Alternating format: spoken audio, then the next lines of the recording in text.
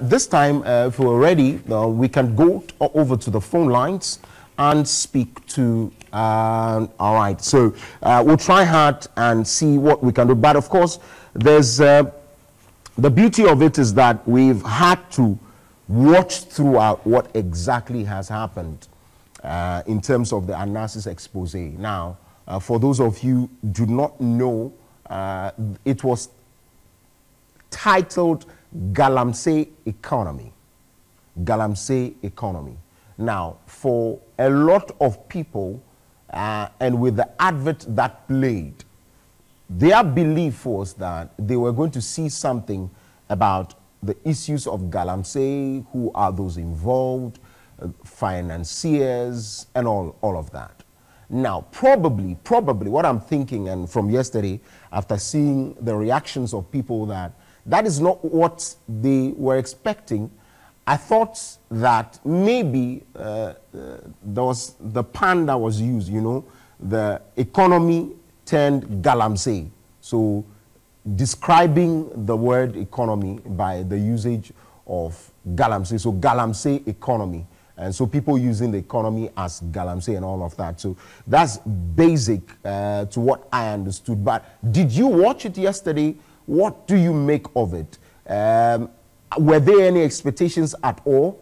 Was somebody caught in the, what do you make of it? What do you think must be done going forward? Is it just somebody being sacked? A lot of questions have also come up. What about our monies? Would the people also take our monies away? Do we prosecute them? Do they just have to go all out there and leave with our monies? All of these are questions on the minds of people. Let me hear what you think as well. 0302-908. Let's get into a conversation pretty soon before we start off with the real deal. What do you think, especially for those of you who have watched? There's even a link to the YouTube channel of that particular expose from Anas Arimaya Anas.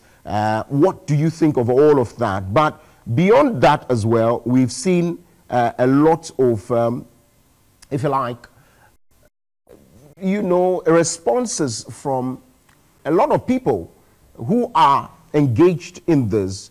And one from the finance minister that has been asked, Mr. Edu Boahen, I'll get to share that with you pretty soon. There's also, you know, some of them also from Kweku Baku, who had also given some explanations on what the videos really are. There's also one that has to do with, you know, a lot of people who are around this, government actors, people who are linked to the government and all that. Let me share what Kweku Baku had said about the video, especially a lot of people who were asking for further and better particulars because it had not met the expectations.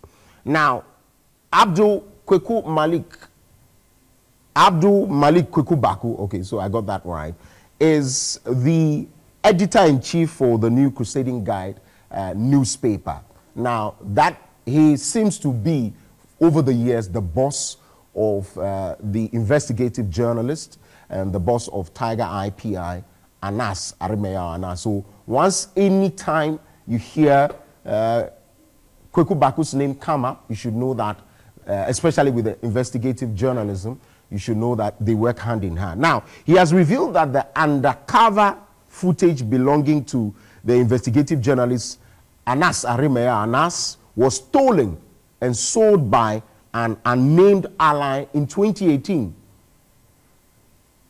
So this particular thing that you watched yesterday, the video you watched yesterday, was stolen by a worker of Anas Arimaya Anas and sold in 2018.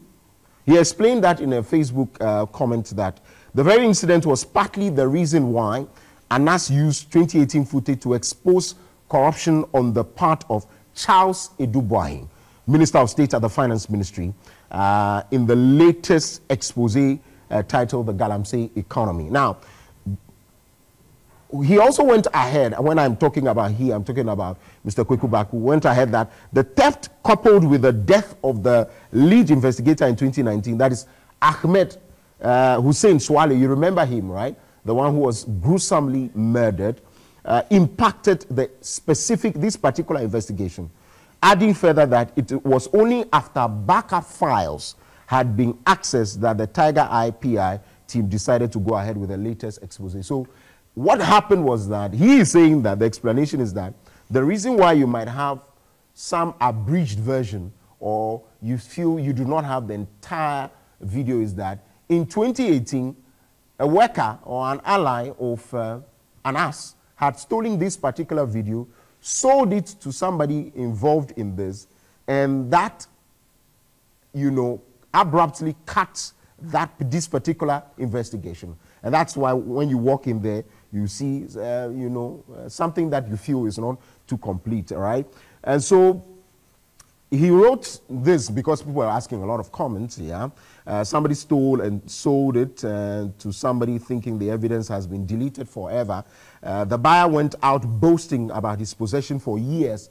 For whatever reason, nobody could tell. Apparently, the real owners and authors subsequently discovered an extra copy, and today's story begins there, and that's what they wrote on there. So basically, this to give you some further and better particulars about what exactly had happened in terms of what you watched, why you felt it was not complete, and that is an explanation from, if you like, the editor-in-chief for the New Crusading Guides newspaper. That was also published in there as well. So for those of you who are wondering what exactly happened, I'll give you more of that pretty soon. But my first guest has joined me. Crusader Jeffrey Bafo Ampofo has joined me. He is head of research at Crusaders Against Corruption Ghana. Thank you very much for your time. This is your first time here. Yeah. All right. Yeah, that's my first time. Very well. It's good to see you. Now, we'll take a break at this point. When we come back, we'll start off with this particular conversation, what it means to the fight against corruption, whether or not we will ever win, because it's getting closer. Remember, there's been a lot of talk about whether or not the high and mighty are all part of this conundrum that we find ourselves in.